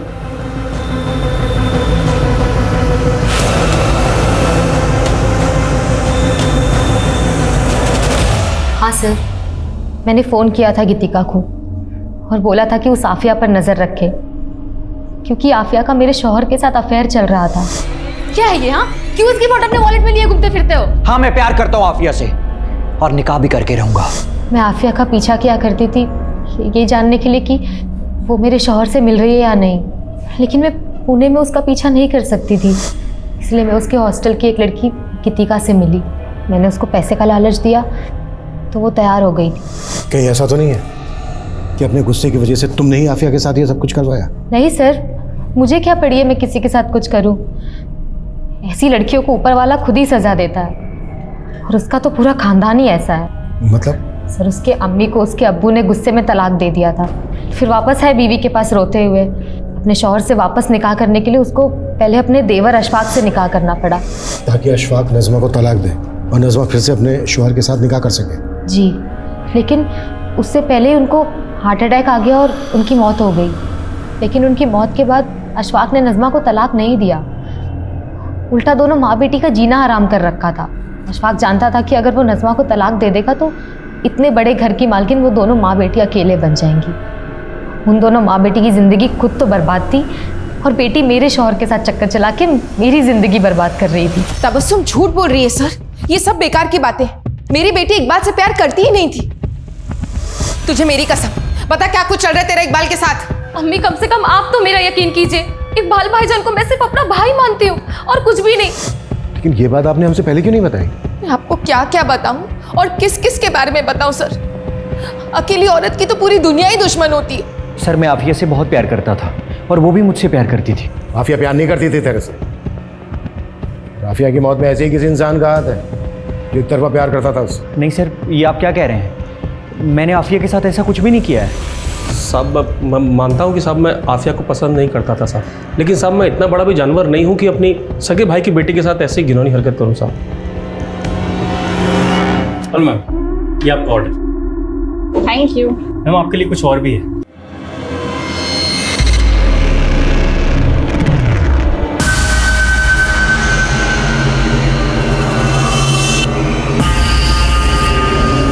नहीं सर, मेरा सिद्धांत के साथ कोई अफेयर नहीं है। वो मेरे ऊपर प्रेशर डाल रहा है कि मैं शादी के बाद भी उसके साथ फिजिकल रिलेशन बनाऊं। सर वो आज भी मुझे बहुत मारता है। तो तुम उसकी बात मानती क्यों? क्योंकि सर अगर मैंने ऐसा नहीं किया तो वो मेरे पति को जान से मार देगा। इसलिए तुमने सिद्धार्थ को फंसाना चाहा झूठ बोलकर, और नज़मा को भी वो लेटर तुमने ही लिखा था ना? हाँ सर, लेकिन सर मैं सिद्धांत को फंसा नहीं रही हूँ। उस जैसा जानवर ही एक लड़की का ऐसा हर्ष कर सकता है। सिद्धांत के अगेंस्ट केस करो, चुप बैठी रहोगे कुछ नहीं होगा, और अगर तुम सही तो पुलिस तुम्हारा साथ देगी। सर मैं पहले भी कह चुका आप लोग से, मैं वहाँ गया ज़रूर था, लेकिन फिर मैं वहाँ से निकल गया, और उसके बाद वहाँ पर क्या हुआ मुझे कुछ नहीं पता। इससे ज़्यादा सर मुझे कुछ नहीं कहना। अंकित और सुनील का झगड़ा था आफिया के साथ। इन दोनों के पास मोटिव बनता है। हो सकता है इन दोनों के कहने पर ही ये गार्ड ने काम किया हो, क्योंकि गार्ड अच्छी तरह से जानता था कि अनिल का भी झगड़ा था आफिया के साथ। अगर वो सब करेगा तो डाउट जो है अनिल पे जाएगा। सर ये कांड खुद अनिल भी तो कर सकता है, क्योंकि उसके पास सीधा मोटिव था। मोटिव तो तबस्सुम और इकबाल के पास भी था, और मोटिव अशफाक के पास भी था। हो सकता है अशफाक ने इस काम को अंजाम दिया, या फिर सिद्धार्थ, क्योंकि शगुन तो सीधा शक सिद्धार्थ के ऊपर जता रही है। ये भी तो हो सकता है कि इनमें से कोई ना हो, इस वारदात को किसी और ने अंजाम दिया। अभिषेक ये देखो, ये कुछ दिन पुराना न्यूज़पेपर है। सर आफिया का मर्डर भी इसी तरह से हुआ था, लेकिन आफिया का रेप नहीं हुआ था। अभिषेक इस केस में जो डिफरेंसेस हैं तो उस पर क्यों सोच रहे हो? जो चीज़ें कॉमन है उस पर आगे बढ़ते हैं ना। लेकिन सर अगर ये तुक्का फेल हो गया तो इस केस को बंद करने की नौबत आ सकती है। इसलिए तो रिस्क लेना भी बनता है। पिछले 5 साल के जितने भी रेप और मर्डर के केसेस हैं जिसमें इस तरह की समानता है, सबका डेटा निकालो।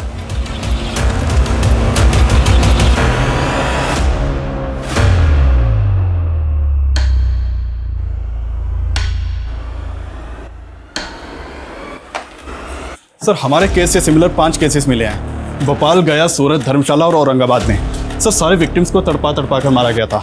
इन 5 केसेस में सर 3 विक्टिम्स को मारने के बाद उनके साथ रेप किया गया था। डीएनए के ट्रेसेस तो मिले, लेकिन पुलिस किलर को नहीं पकड़ पाई। इन विक्टिम्स की बॉडी पे जो डीएनए मिला है मैच करो, देखो किलर सेम है क्या।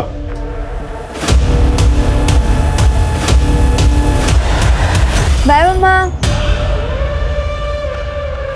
सर डीएनए रिपोर्ट आने में तो अभी टाइम लगेगा, और सर फिलहाल इन 5 लड़कियों में अभी तक कोई लिंक नहीं मिला है। अभिषेक लिंक है? याद है हॉस्टल की वो लड़की, क्या नाम था उसका? गीतिका। गीतिका ने कहा था कि उस रात हॉस्टल के आसपास कोई फंक्शन चल रहा था। ये देखो इन सारे केसेस में भी आसपास कोई ना कोई फंक्शन चल रहा था। अभिषेक पता करो इन सारे फंक्शंस में कोई आदमी कॉमन है क्या।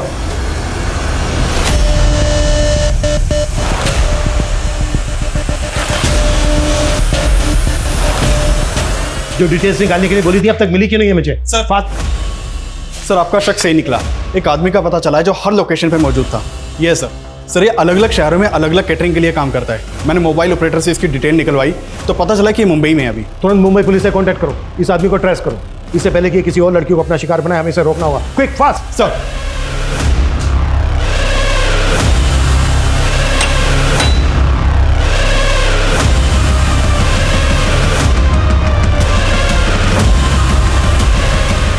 मैडम आपका ऑर्डर। Thank you. एक मिनट मैम,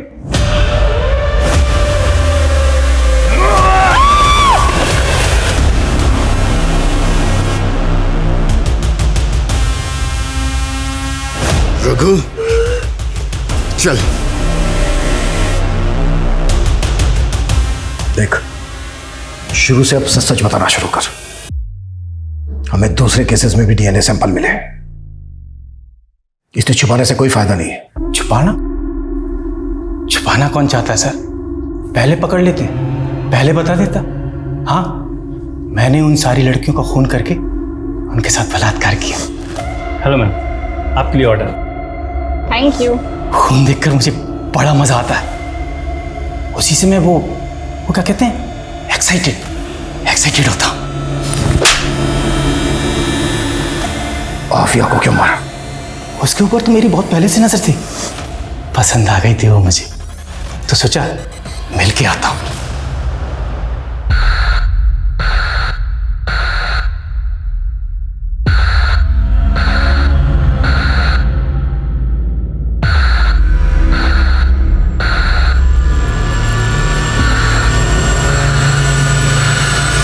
तो कुछ लड़कियों की डेड बॉडी के साथ रेप करता था, कुछ लड़कियों की डेड बॉडी के साथ रेप नहीं करता था। वो एक मेरी कमजोरी है। कभी कभी खून देख के भी गरम नहीं होता मैं। लेकिन वो लड़की मुझे चाहिए थी, इसलिए उससे वादा करके आया, फिर मिलेंगे अगले जन्म। अब अगले जन्म में मैं फिर उससे मिलूंगा सर।